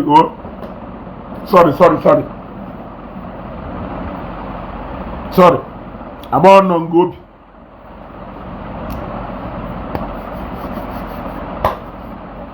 sorry, Obi. Chijoku Chaga, I've done a lot with it. Obi, sorry, sorry. Onwere ndị nche no ha derive a. Onwere ndị nche no ha. Onwere ndị na-enye insult in these guys. Mana ha na-claim but at least mụ na gị engage go so I know better. Sorry,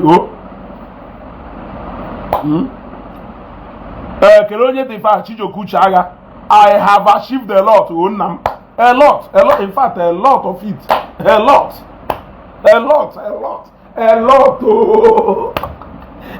that I cannot allow Ofekedo Kago to deceive me.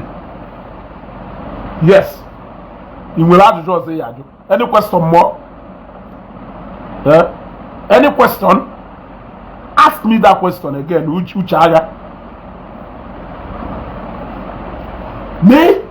Unweho any house ya funya ahụ adụghọ Matias na-achụ ndị ahụ adụghọ achụ free hospital gwa ndị mmadụ ọkwa fresh point ka ọgụnụ ebe a na-ele nri na Nnewi ọkwa fresh point ka a na-akpọ ebe a gwa ndị mmadụ ha bịa na fresh point ebe 2 na the first 50 people bịara yeri nri free ivive eme jee na NK salad gwa ndị mmadụ in fact jee na nke mama Shioma na nwafọ mama Shioma na-ele nri si ndị mmadụ na the first 50 people bịara ebe ahụ yeri nri free ịya afọ onye ya ebu moto a na-ere 15 million bịa paakị ebe ahụ n'ụtụtụ kwụsị tinye nri free nke ego rie ọ ya kwunikwu nne ya times 100 mana ọ yara asị ọkwụ nke mmasị ụmụ ọ na-eje steeti eje eri nri na ọ eri nke free ọ yara ya bịa n'ụtụtụ and akakuleti kwa ego nke ekwue 50 ịyara ya fụ mmadụ 200 ebe a nya ka imepere free hospital a na-achụ ndị ya abatara na hospital efe adụ ị na-eri anya na tebụl ebe adọba faịlị dị ebe ahụ adụ faịlị 6 n'elu anyị ebute na wodropu nunu anyị ebute na wodropu ebe a na-apaki faịlị anyị ebute na etu ahụ ndị ụka ndị pastọ nwa bebi virgin si enye Matias headache etu aka Matias esikwa enye m headache. We are each other's headache. Ọwụ na ife iru na Matias ịda abịa na Facebook akwụ n'elu everyday akwụtu no headache ndị ụka na-enye why can't I kwụ n'elu kwụtuo ọwụ na ife iru no akwa wife ọ na-ebe n'oge ọwụ na ọ sị ọwụ ndị ụka ọsọ nwa baby virgin ya werekwa na akwa ka m na-ebe mana understand that every single thing I am doing now Matias is guilty of. Your personal Lord and Savior is guilty of. At least I make different posts. Nyanwa post from morning to night. Ndoka, the pastor, the bishop, nwa baby virgin, Father Mbaka, onyenka. Ogosi no pressure can down enye. Ogosi no stress night can down enye. Ogosi no balamba nenu can down enye. Ogosi no ego and nyanwa na na Facebook. Ogosi no jobless also. Okay, very nice. Now you know. So I want you people to take this challenge to mathematical one, mama. I want you people to take this challenge to mathematical one, mama. Say no mathematical that we want to partner with him in that hospital. But yeah, that we want to partner with him in that hospital. That we have decided to help him in mobilizing from that one. That we have seen that now due to noya different people. In fact, we will help him to create publicity about this hospital. That we actually found out that enough publicity, they create enough publicity about this wonderful free hospital. Very good initiative. Something that has never been done anywhere. He's the only one doing everything. He's the only one who has ever settled this one boy. That now you worry again. At least only 15 million we settle one boy here. TN na Facebook. Should encourage you dog and dozo. Kahamano na nwata gba boy. Na kahamano na nwata gba boy serve woga your fuma. Now supposedly settle your fuma. I can see the message in 15 million naira to settle that boy. But 1 million naira to settle only 7 years. What is the message there? Jane a trade fair. Even they just 2 million, 3 million. In your opportunity, then a bulafia. Poor workshop. Jane a trade fair. Kefia. 1 million. They will settle. So what is the essence of bringing it to Facebook? To come and tell us that the guy is Igbo. When did we call him? Nchoku ije kwa nwa boy mama, family nje kwa nwa haya ma na muso we bia kwa nwa. Okay, ka e choziri settle nwa boy ya ndị Igbo niile je kwata. Anyị na akpakọ nuri ebiko no dono n'oge anyị settle nwa boy ya eruo na. Anyị amarụ na nwatakịrị anyị na uje kwata n'oge anyị settle ya erugo. Always say no serve ndị Igbo. Ije kwa ye empty shop. Chozie ka Dangote si from nowhere bịa to jota ya na the warehouse. Mmadụ yara azụkwa afịa azụ nwe warehouse. Mmadụ oyari azụkwori afịa azụ wee nwe warehouse. Ekwori ụgwọ shop n'iro, jekwori ụgwọ parking shop ụmụnna ya bịa wota ya tujusi ya. Onye wayo. Bịa kwori ụgwọ shop ụmụnna ya ejizita ya bịa tujusi. Amakwari na ndị otu unu no na fiata ya nwere ike say because we keep motivate ka ha jeze emekwa ofu abrakata abra gosi ya na Facebook ego ngwa afia nke na-eri ịchọ si na shop ubukọrọta ya jee tụọ maka Matias nwata na-ata akara na-ata ego ọgbasa ha it's not my money nwata na-ata akara na-ata ego ọbịa serve ndị Igbo onye nke enyeziri 15 million serve the whole Africa or the whole world ka ọ serve ndị otu anya ka ọ na ha afụ ha pichie anya, they did not see it, mana ha do quick enough ịfụ 1 million iwepụtara wenye nwatakịrị iji wee gwọrọ ọgwụ ego for 7 years and ọ na-afụ bụ ife ọnụ ka na-afụpe ya gwanye na nsị nya bịa accept ọ challenge nke anyị nya hapụ nke nya hapụzie Pastor Jerry oke nya wụrụzie na omeriri Pastor Jerry nya bịa mmeri anyị. Free hospital it is. Let us help him to successfully run this free hospital. We have sick people. Also, either shouldn't them to seek a the pastor. Kahagwo.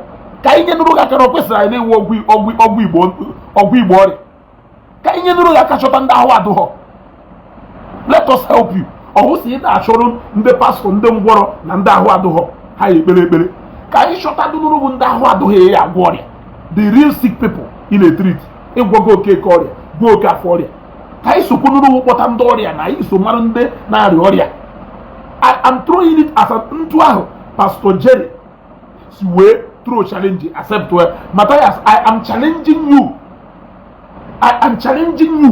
to tell us ka anyị nyere aka wee kpọta. In fact, okay Matias, I am challenging you mma kpọtara ndị na-arịa ọrịa 100 iya gwoni any one of them can throw it as an open challenge on kpọta ka efield ebe ọ ya anọme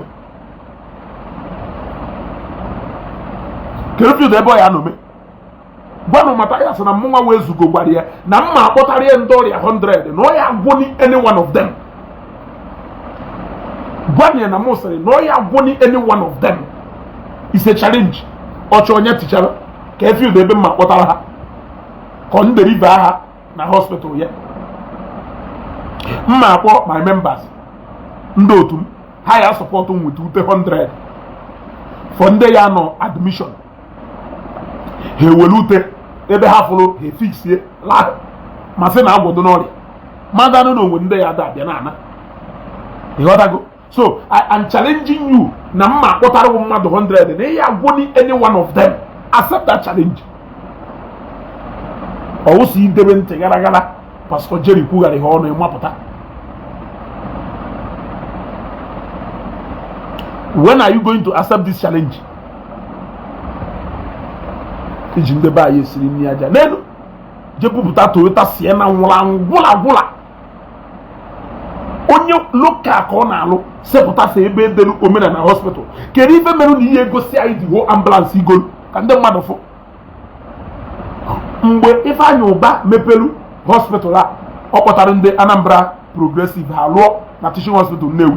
Ifeanyi Uba ha bachara n'ime ambulance nke ha ba afụ ya afụ n'ọkata gosi peyi anyị ọnụ ebe edelu omenala hospital ma amụghọ na stika ebiri ka avụọ mmadụ na moto ese etisha ọrụ masịsị ya. Where is that ambulance today? We have never seen that ambulance ebe obunara mmadụ. We have never seen amamudi onye show ọwụ ọ ya egosi na ebe ebu ambulance ahụ gbara na-abata buru mmadụ na stretcher na-ebuga n'elu. Ọ ya egosi ga ya ambulance ahụ anọghọ n'ọrụ alụgo job nke ahụ ga gosi ya. You should be able to show us the full ambulance ka anyị wee kọrọ ya aka. Anyị ma etu Toyota Sienna na-adụ, but we want to see that Toyota Sienna that is an ambulance. We want to see it. So if I go announce to the hospital every day ogosi anyị ntonto billboard ha ka nke Buhari ji wee make campaign every day ogosi anyị mgbamgba billboard because him and the politicians they spend the more money on campaign, they spend the more money on advert than actual Orohanalo. They spend more money on publicity than actual Orohanalo. And though Ogu Matias done, he spend more money on advert, he spend more money on publicity. That was why Oju billboard I declared Wekwa. Muniju were sure Biaka, sure giddy unveils here. 2 rooms flat in the name of hospital. Okwakunona hospital. I will show Biaka where need go carry a billboard. We want to see this hospital. owelu mbiaka gosi anyị one flat ochie tipia gụrụ etipia abandoned house enwere ike ọnwụ na asụrụ ọfịa asụ na ewe na kpo gekwenye ye free self gwe na unu ana ya anọkarịkwa na 2 years na achọ ịbịa kutue ọhalụ ka o were ndụ ndị mmadụ wee je setie trapụ ebe a ka ọ nọ na afọ n'ọdụ ka o ji maka epe ntigharị ihu ụlọ niile a rụọlọla lọdụ ọrụ sọsọ ka o wee lee afịa ọ chọrọ ile ashue gidigidi chue mbiaka ọjọba akwa ọrụ na ambulance anyị emegidekwana ya ife o kwezie gosi na ambulance ahụ again ọkwọsị na ya alụpụta emergency number osi 666 ka ọgụnụ o gosigo ụnụ emergency number ahụ wayo owere unu na-egwuru wayo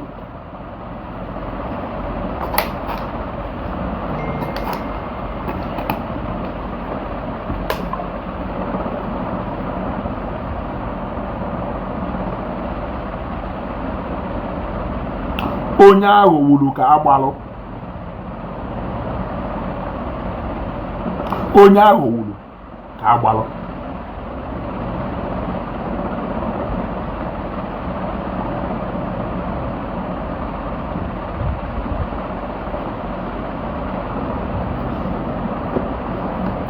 onye ahụ wuru ka agbalụ anyị na any day you decide to accept any of our challenge I will make myself available.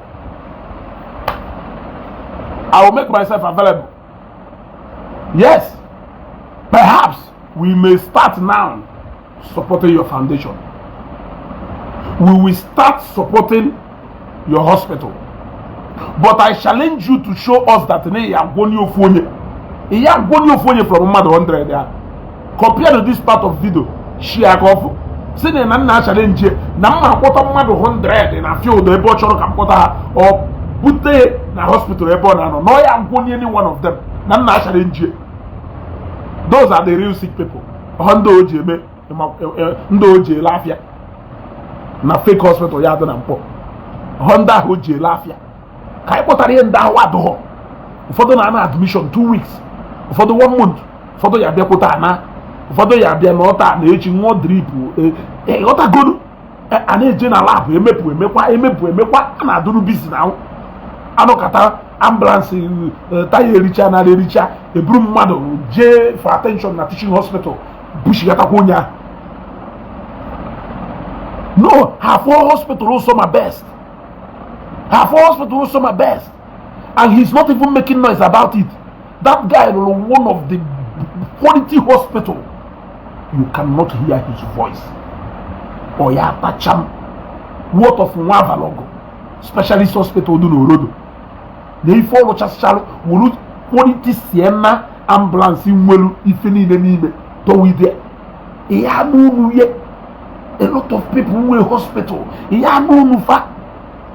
Mana nyewa nwo benefit me de 1 million ko ji we settle mado. Oti kwe na Facebook raise pay go. Maka oti ha nka na Facebook oti account number. They are now raising more money than even kerife makwe. Mazi dibia jere ubosi ojefo osio tishe ruo ebe ahụ obegidoro akwa anya mmiri obepụta chọrọ iju ofu GP tank sọsọ na ọ chọrọ ka ụmụ Igbo tuo ego your teacher unu niile eruchakwuru afọ everyday nọ na plane ịda ya eje Abuja ị na-abịa Lagos ịda abịa Abuja Lagos ị na-eje Enugu but i nwenwu ego i take care of your old school teacher i nwenwu ego you have to raise money isikwo n'ihi eme account we will hold you to account after maybe ikwu n'ihi agwa ndị mmadụ every single dime iriri ispendere n'ife gbasara teacher I will go through your page and see if you have rendered account or if it is not time yet for you to render account. Unu ye ji ọnụ unu kutere onwe unu otu ọkwụnụ chọkwa unu gosi anyị na nke unu na-eme edo special from nke ndị ọzọ na-eme ọ na ya afọ ife VDM na afọ n'izu a VDM ndị mmadụ sirie n'ọkụ na-esirie n'ọkụ ahụ na ife ahụ ọ na-eme ahụ ife ndị ọzọ na-eme mana ọ na nke ahụ ọ na-eme ọ na-agwa ndị mmadụ na nke ya pụrụ iche na nke ya pụrụ iche from nke ndị ọzọ so nke ya attract kwa special attention unu afụcha n'ụzọ si n'aka ndị ụka niile unu eri pụọ, nwụchazie ọgaranya, nwụchazie millionaires and billionaires. Ife niile ahụ unu na-eluzu mgbe unu na-eje ụka, unu enwetacha na-eketa unu na-eje omenala. Mana everyday ka unu na-eme fundraising, everyday ka a na-eti account number, everyday ka a na-eti account number, everyday ka a na-eti account number. A na-atụ ego, unu ya atụkata ego, unu ya atụkata ego. Ụfọdụ n'ime unu atụcha na ego unu ejibu uwe nye onyinye within 30 something years to 40 years ijere ụka inyenubeghị ụdị onyinye ahụ. Mana ịtụọ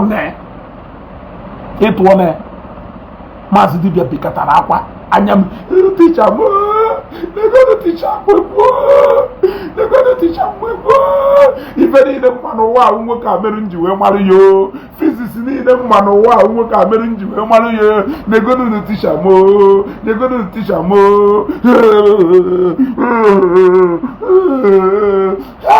negodo na onye nkụzi m ụna agbagwo onye nwoke ahụ. Ndị mmadụ dị wicked. Ha device chana system eji eri unu ego. Maazị dibịa mee program time 6-7 years account number amakwere na unu a na-atụ ego ụmụ okoko, because destroying is actually more attractive than building. Go. Uka build to go over the years with the basic principle. So this guy also show how destroy. Yeah, you will see more people who will want to finance them so they can destroy. Ego kono ne bukoya. Hana ego wori na normal. Hana akwugari every day ano Onisha. Ano Eva. Ano efegari n'elu. Ụfọdụ n'ime ha maazị ndị bi efe na n'elu more than profeng ha na-eje China atụ afịa. Ofe na n'elu more than ale na onye manwe APC enwe nnụnụ na-ebe n'elu. Ọzọ kịta ife ya da akpọ maazị dibịa eze bi n'elu. Ọdọ ihe ife ọ na-atọ na ntị from ebe a to ebe a. Obula akpa ya dọka akpa igwe wom n'elu plane. Ọ nọ na United Nigerian Airlines taa. Ọ nọrọ na APC echi. Ọ nọ na APC echi, ọ nọ na Arab nwanne echi. Ọ daghị eje Abuja, ọ na-eje Enugu, ọ daghị eje Enugu, ọ na-eje ebe a. Ịtụkọnyocha ego ewere eje kwụ ụgwọ flight because na-akụziri gị the origin of ndị Igbo. Ịmaha ebe isi a na-akụziri the origin of ndị Igbo. Iwu onye Igbo ukwu, ịmaha ụzọ bụ Igbo ukwu be nna gị, ịmaha ụzọ family gị, ịmaha ebe obi ụmụnna gị. Ị na-achọ ka ị mara ebe ndị Igbo niile si wee pụta ka akụziere gị the whole territorial territory ndị Igbo. Nya ka ịchọ ka akụziere emepe ọfịs n'ihu n'isi compound onye wuti mgbamgba oyibo. Gịnị ka iji ife niile ahụ eme? Awụ m onye Nnewi, wuru onye uru agụ na Nnewi, wuru onye ọkpụ na eze, wuru onye be dike. Kedu ife ọzọ ị chọrọ ka nkụziere gị? Kedu ife ọzọ ị chọrọ ịma maka m? Kedu ife ọzọ m chọrọ kịta ka maazị dibịa kụziere m about me and about Nnewi? O nwere mgbe anyị emechazie, Nnewi awụrụ na onwesịrị Nnewi nọ na Benin. Kedu ife nji eme? Ndị Nnewi nọ na Benin ụrụ na ha achọzi ịnata Nnewi, ha nọ n'Ubini ebe ha nọ. Ihe ejekwa were krenu dọnata ha Nnewi. O nwere ife nji eme? Information that will be useless to you. Kedu ife nji eme? Ọ nọkọtakwasị na supposed ka a na-akụziri anyị ka eti etymology. Ọ sị anyị ka eti etymology na school. Kedu ife iji etymology eme? Kedu ife iji the origin of English word eme? Iwu onye ọcha nwere etymology of bịa. Ọ ka ndị be anyị esi ho wee mara ife na suppose iti etymology na our school curriculum. Kedu ife iji etymology ebe nya the origin of this word English word kedu ife iji eme? Bịa pụọ afamu Emeka Ejike Donolana kwụrụ ọtọ kelee etymology of this Igbo words, kelee ebe ha si wee bịa. Kedu ife iji eme? Ife onye kpọrọ nkụta enye nwụrụ nkụta ntọchasịrị na chọọchị wee ebe a na-eji akụ ụka. It is their language. What matters is ife ọwụ n'Igbo. Kelee etymology of meaning ya n'Igbo. Nya wife anyị chọrọ ịnụ ndị ala.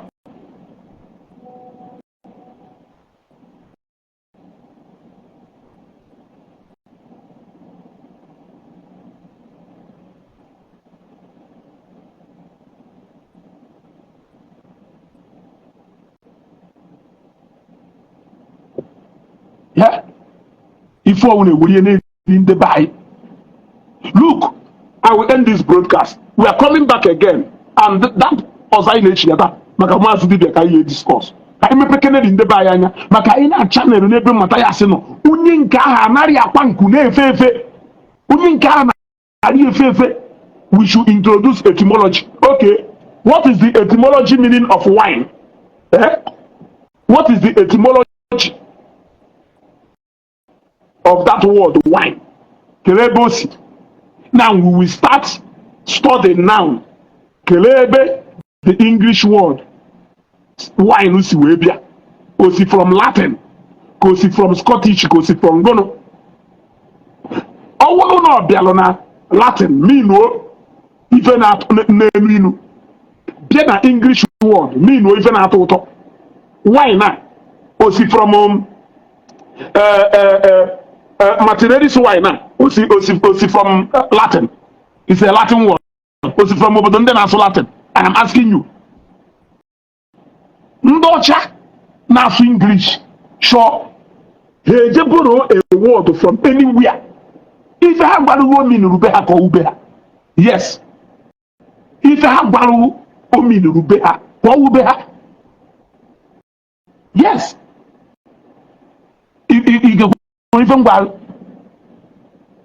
Now this word is borrowed from a Latin word. Ife table mean rubendocha we fall. Ide otherwise in exam ife ro. If sorry a mad otherwise ife ro. So there are some things you better leave because it is that knowledge is a waste. You can't do anything with it. Nobody will even ask you how when only juvenile with etymological meaning of any word from anywhere. When from anywhere. Since even now, into 70 years, not donate to go. I am asking you, it is borrowed from the Greek words, which means this, which means kuriakon. Meaning what? The English word that we feel interested. That is what we are talking about. Farm.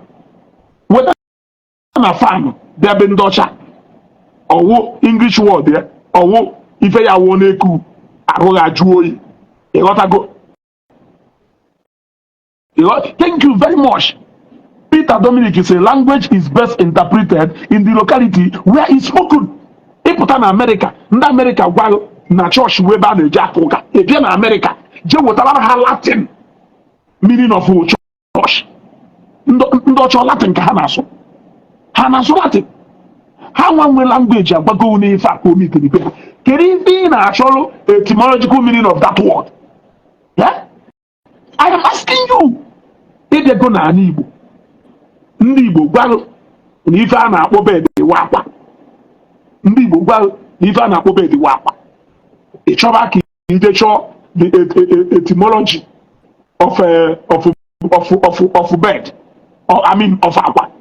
Nnewi agwago na no okay kedu ife a na-akpọ Nnewi na-agba afịọlụ. Ịpụtazie kama ị abịa enjoy wa afịọlụ ndị Nnewi na-agba. Ị chọba ka ekuziela anyị the origin of ebe ndị Nnewi si wee je borota ịgba afịọlụ. Kedu ife anyị ji eme? Every August anyị na-agba afịọlụ. You either come and enjoy with us or you go. Yeah? You either come and enjoy with us or you go. Now, Lucky Tobechukwu, pay attention to what I am saying. Forget about my mood. You want to go? Pay attention to what I am saying. Forget about the mood. Oh, it doesn't matter if I am angry. I don't think na mafudana Mazidi about the quote. In fact, Mazidi are the quote one are there Konyan work.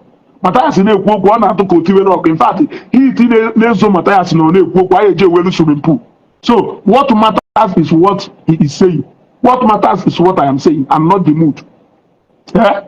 Sorry, my brother, Lucky Tobechukwu, but I believe Namuku. Don't worry about BP. Pay attention to what I am saying. How I say it does not matter. You want to go? He sent the request. I'm on if I actually got my request. He said that. You want to go? So, are you getting what I am saying? Ebola etymology na-akpagharị ebe niile. Etymology ka eji agbara ya plane ọbịa Abuja, etymology ka eji agbara ya plane ọbịa Enugu ka o bịa kụziere ha etymology this, etymology that, etymology that. Anaba studio here and there, they waste the time, they waste the resources in the mother, had the end money in the mother. Yeah? Something that can never be useful to you, something that can never benefit you. It's why on the Igbo China, according to him, that in the Igbo the original owners of this world. America, America. You are the original owner of America. Go to America where your home is. Fiji, the only original people in this life. Yet you can't speak Latin. You can't speak Dutch. Yeah? You can't even speak Portuguese. Are you not supposed to be the master of all language? Since you are the original people, every language obviously originated from you. Every nationality, every color originated from you. Mana Chineke kere ụwa kechala ụwa ke ndị isi ọcha ke ndị isi ojii. Iruo na China, anyị ma nationality and color of people bi ebe a. Iruo na Turkey, anyị ma color ndị bi ebe a. Ije na Malaysia, ije na Dubai, ije na Saudi Arabia.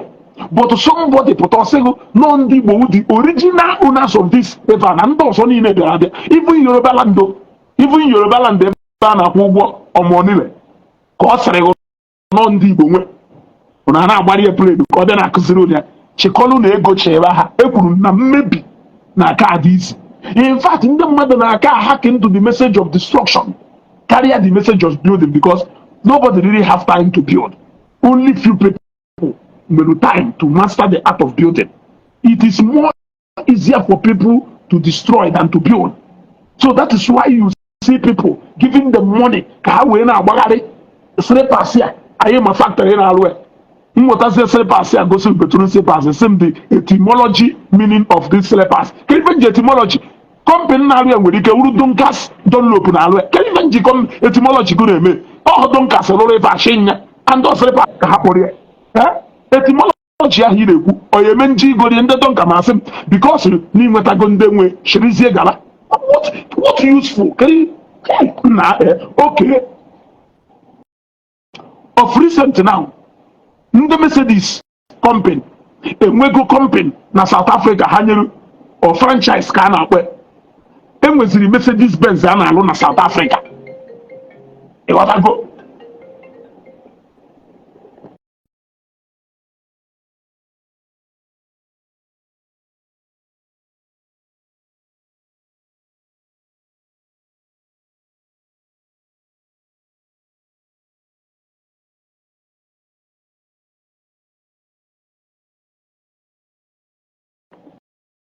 Ịghọtago? Enyego ha license ide produce Mercedes Benz na South Africa.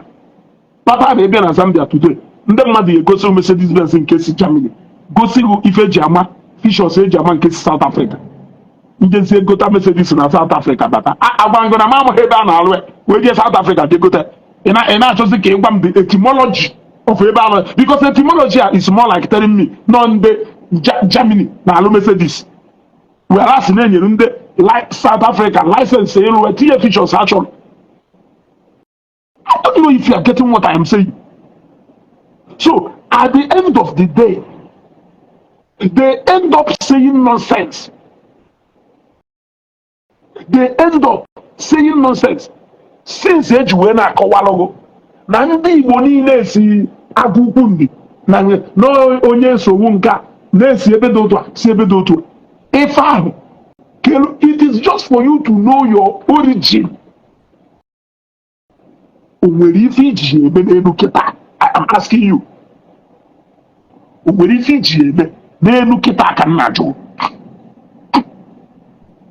I am asking you. So let us stop this etymology. Martinelli's wine, I am going up and come if I say na cause okay na call. It also not call you ought to go. Come and and we learn this language, English language, from the Britain. Yes, from the British.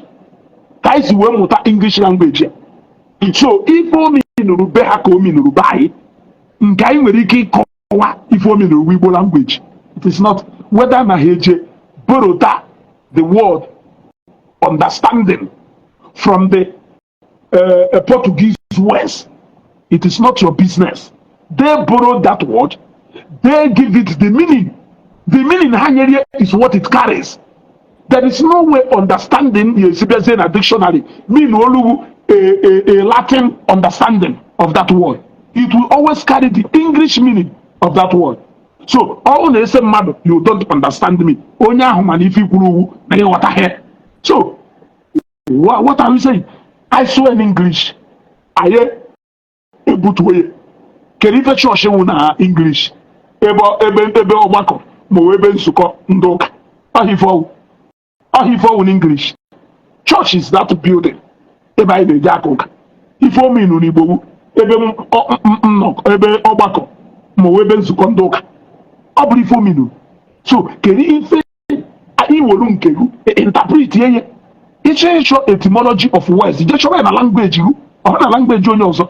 When you go and touch and contest in their language, English is their language, Igbo is our language, and you cannot go and find the etymology of a word in English language. Then Igbo to say in Igbo. Kerebi ya choose etymology in Igbo, because you must have to know Ifo mean repentosha before you now translate into your own language. If not, go and translate Chinese language to your own language. Go and translate that Latin to your own language. Yes. You will always translate to English language every month. If you will put a step here down to your own language. Because Obi, Nolu told my brother, you're taking time when something you need to attend to. But stay tuned in about 2 hours time. I want to run a lot of program today, so in about 2 hours time I'll be running another program. Then you can now come in and join us. Okay, over